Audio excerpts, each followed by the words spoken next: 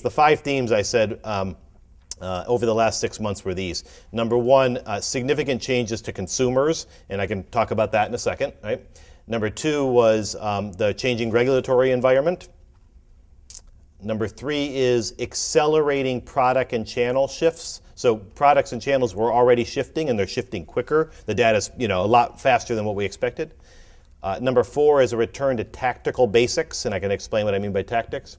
And number 5 is abundant financial services investment opportunities. On the consumer side, if you don't have your fun consumer wealth facts down, you should. Consumers lost $11.5 trillion in '08. So we had about 63 trillion loosely, down to about 51 trillion. So that's, again, this is basic data.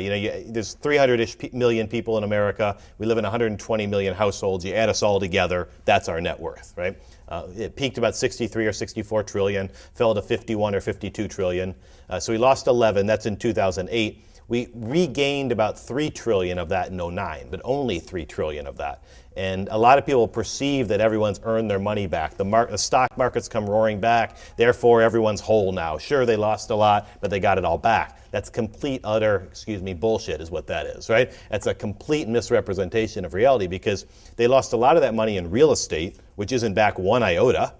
And then secondly, they lost a lot of it in the market, but then they bailed out of the market at the bottom, so they didn't ride up with the market coming back. So it's just simply not true that their 11 trillion is back. So in simple math, they lost 11, they got 3 back, we're down 8 still, which means we have a lot fewer affluent households, however you define them. You can draw your line at 500K of net worth or $1 million or 5 million, whatever you want. The number of those households is significantly down. The retirement income crisis is significantly bigger now. So kind of my first theme was to talk about that. I warned the audience a fair bit that that I think consumers are still angry. I don't think the bad guy's as clear as everyone else does. I think it's easy for a group in this room to say, oh yeah, Bernie Madoff's a bad guy, or maybe Goldman Sachs is a bad firm, but we're not. We're the good guy.